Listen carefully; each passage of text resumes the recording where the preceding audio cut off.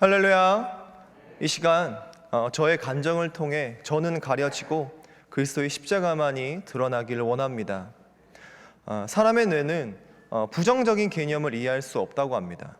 무슨 말인가 하면 지금부터 기린을 생각하지 마십시오 라는 말을 듣는 순간 기린이 떠오른다라는 것이죠. 오히려 더 강조하는 효과를 가지고 있다고 합니다.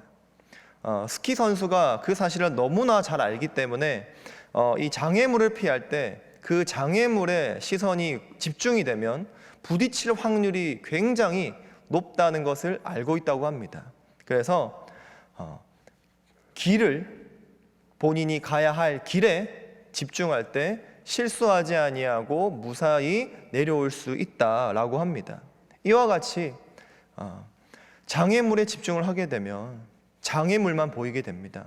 그러나 내가 가야 할 길에 집중을 하게 되면 나무 사이가 생각보다 넓다는 것을 깨닫게 됩니다.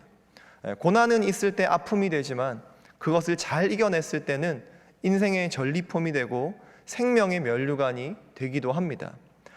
저의 첫 번째 고난은 1998년 IMF 때였습니다. 이전까지 부유했던 가정이 IMF를 맞아서 한순간이 집이 경매로 넘어가고 집안 곳곳에 빨간 딱지가 붙여졌던 기억이 있습니다. 그리고 집에는 전화기가 빛 독촉 전화로 끊이질 않았고, 그리고 집 앞까지 찾아와서 문을 두드리는 사람들과 우리의 가족들을 구별해내기 위해서 저희들만의 사인을 만들기도 했습니다. 강제로 이사한 그 단칸방 같은 그 집에서 했던 그 말이 지금도 생생히 기억이 납니다.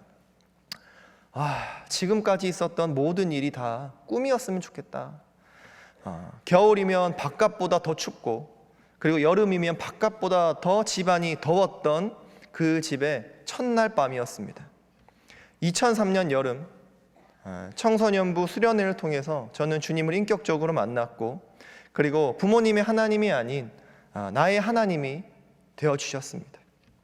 막연하게 예수님을 만나면 모든 문제가 자동적으로 해결될 줄 알았어요. 그런데 이전까지 주님 없이 내가 기뻐했던 모든 죄된 습관들이 오히려 나를 올가매는 올무가 되어 풀어가야 할 숙제가 되었습니다.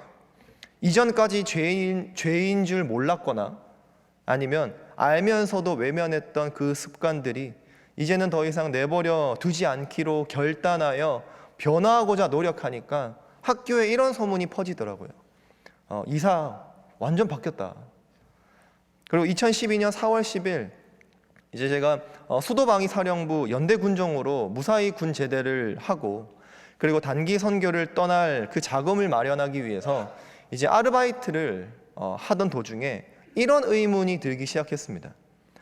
내가 모태신앙으로서 20년 넘게 교회를 다녔고, 그리고 주님을 인격적으로 만난 지 10년이나 지났는데 과연 나는 세상 사람들의 눈에 그리스도인으로 보일까? 라는 그 의구심이 들어서 굳이 무리해서 복학하지 않고 삶으로 부딪혀보자 라는 마음으로 1학기를 휴학하게 됩니다. 그리고 아르바이트로는 이제 혜태, 그리고 해운대에 있는 레스토랑에서 일을 하게 되는데, 이때 저의 두 번째 시련이 또 찾아옵니다. 제가 아르바이트 시작할 때 묵상했던 인물이 요셉이었습니다.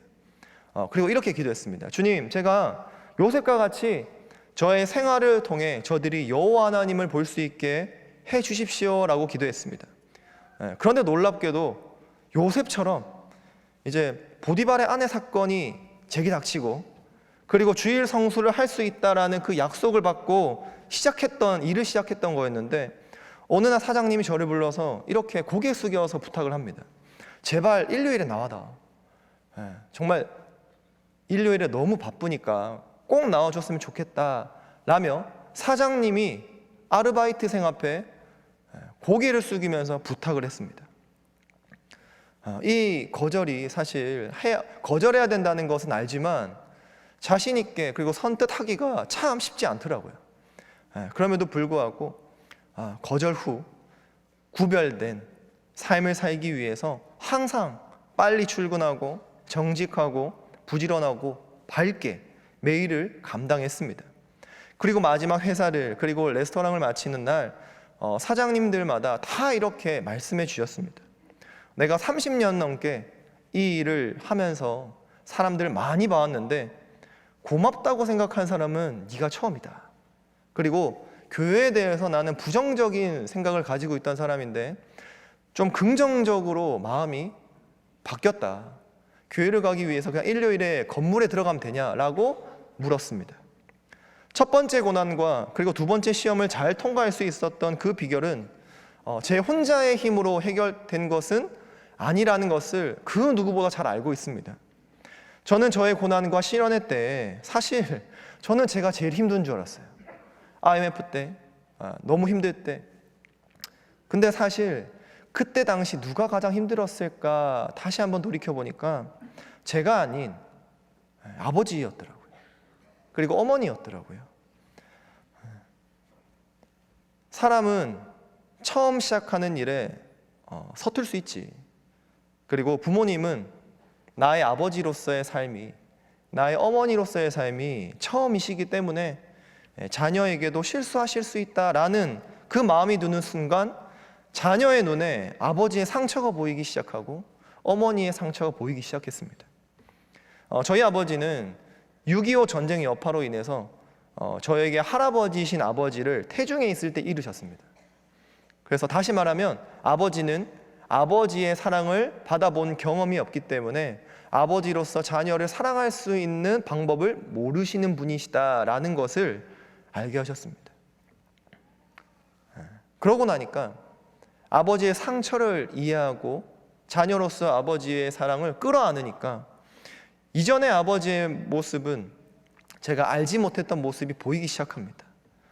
아버지는 제가 잘하는지 못하는지 항상 감시하시고 혼내시는 분이시고 제가 늦은 저녁에 집에 들어갈 때마다 감시하시는 분이시다라고 착각했는데 알고 보니까 그것은 우리의 자녀는 아버지로서의 그 사랑을 제가 알고 나니까 우리 아빠는 모든 자녀가 집에 돌아오기 전까지 안심하고 안방으로 못 들어가시는 분이시구나 라는 것을 알게 되었습니다. 제 눈에 가려진 수건이 걷어지고 나니까 제가 변화됐고요. 그리고 가정이 변화됐습니다. 자녀는 부모의 등을 보며 자라죠.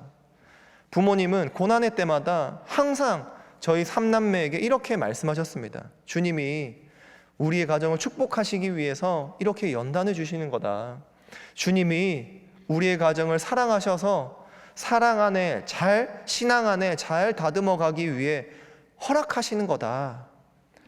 30년 전에 하셨던 부모님의 말씀이 저는 이미 성취되었음을 믿습니다. 두 누님의 가정은 지금 서울에서, 그리고 저의 가정은 포항에서 믿음을 잘 지켜나가고 있고요. 그리고 앞으로도 그렇게 되리라 선포합니다. 우스갯소리로 저희 3남매가 부모님께 이런 말을 한 적이 있습니다. 엄마, 아빠, 우리들에게 솔직히 감사해야 된다. 찢어지게 가난하고 힘들 때 우리가 그럴 수 있었지만 엇나가지 않고 신앙 안에서 잘 자라준 것은 정말 부모로서 우리에게, 자녀에게 고마워했으면 좋겠다라고 농담 섞인 말을 했던 기억이 납니다. 하지만 알고 있습니다. 뭐냐면 사실 우리가 엇나가지 않았던 그 사실은요, 21세기 때 물이 끊기고 전기가 끊기고 가스가 끊어진 수많은 유혹의 손길이 뻗쳤어도 믿음을 잃지 않고 엇나가지 않을 수 있었던 것은 부모의 기도 덕분이었다라는 사실을 알고 있습니다.